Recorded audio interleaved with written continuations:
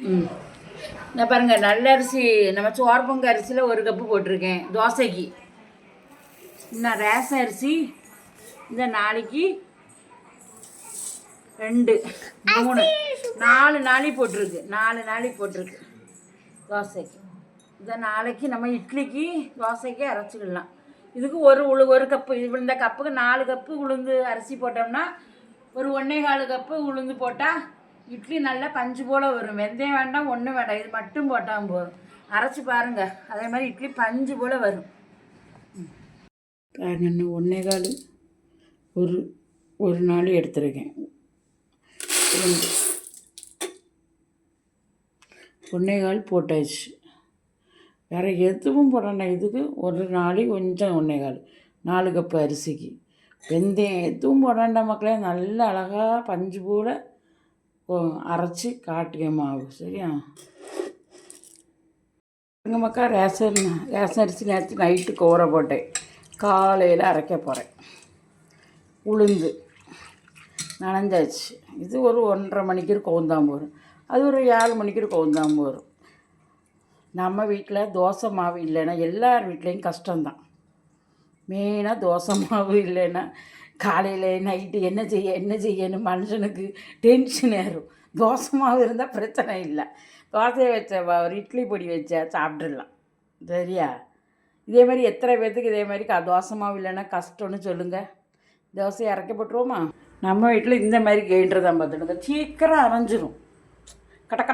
கடன்னு அரைஞ்சிரும். நமக்கு இதுதான் கொள்ளலாம். மிந்தி சின்ன கிரைண்டர் தான் நம்ம வீட்டில் மிந்தி சின்ன கிரைண்டர் இருந்தது. ஃபஸ்ட்டு பெரிய கிரைண்டர், அதுக்கப்புறம் சின்ன கிரைண்டர் இருந்தால் அது நமக்கு செட் ஆகலை. அந்தளவு கடைசி இதே வாங்கியாச்சு. இது குழவி கொஞ்சம் வெயிட் இருக்காது.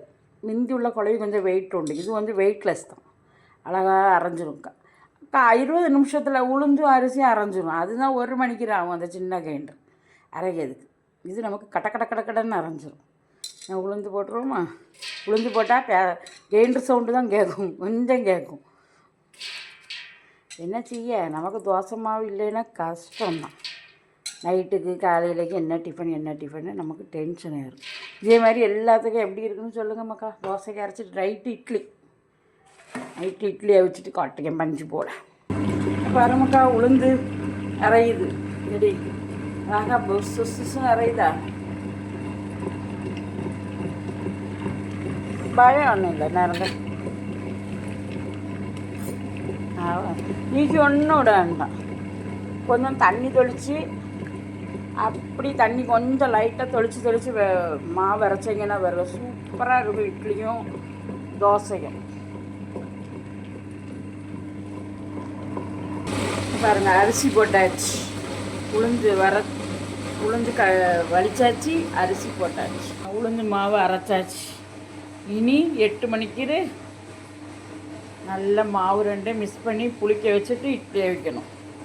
நம்ம வீட்டிலலாம் மிந்தி அந்த காலத்தில் மிந்தி தோசைக்கு, பொங்கலுக்கு, தீபாவளி, சித்திரை 1க்கு. இப்போ தோசை மாவு இல்லைன்னா கை முறிஞ்சாலே இருக்குது எல்லாத்துக்கும். அப்போம்லாம் வருஷத்தில் 3 நேரம் தான் தோசைக்கு இட்லியும் பார்க்க முடியும். நம்ம வீட்டிலலாம் அம்மா அப்படி தான் போடுவா. இப்போ வாரத்தில் 1 நாளாக தோசை மாவு அரைச்சி வச்சா 4 நாள் ஓட்ட வேண்டி இருக்குது. என்ன செய்ய, மிந்தி பாக்கெட் மாவுலாம் கடையில் வாங்கவே முடியாது மக்கா. இப்போம்லாம் எங்கே போனாலும் பாக்கெட் மாவு வாங்கலாம். அந்தளவுக்கு நமக்கு ரேஷன் அரிசி தான் அவங்களும் போடுவாங்க. சரியா இல்லை, நமக்கு வீட்டில் போட்டு அரைச்சி சாப்பிட மாதிரி இருக்குமா? அப்படிதானே? சரி மக்கா, பிடிச்சா லைக் பண்ணுங்கள், ஷேர் பண்ணுங்கள் மக்களே. காலையில் மாவு அரைச்சது, இப்போ நைட்டு இட்லி அவிக்க போகிறோம். மாவு எப்படி பொங்கியிருக்குன்னு பார்த்தீங்களா மக்கா? சூப்பராக பொங்கியிருக்கு. நீ இட்லி ஊற்றிட்டு பஞ்சு போல் வரணும், இப்படியே அடித்து கலக்கணும். யாரையா கோபமாக இருந்துச்சுன்னா அடித்து கலக்கிற வேண்டியதுதான். சரியா? இட்லி ஊற்றிட்டு பார்ப்போம்மா மக்களே. சுட ஆவி பிறக்க பஞ்சு போல் இட்லி வருங்க, ரேஷன் அரிசியா மக்களே. நான் சுட ஆவி பிறக்க இட்லி பஞ்சு போல் இருக்குது ரேஷன் அரிசியில் பார்த்துடுங்க. வெந்தயம் எதுவுமே போடல மக்களே. இதேமாரி அரைச்சி செய்து பாருங்கள், நல்லா இருக்கும். சரியா? சாப்பிட வாங்குறீங்களா? நாங்கள் நைட்டு சாப்பிட போகிறோம் இட்லி. வாங்க சாப்பிடலாம் நம்ம வீட்டில் வந்து.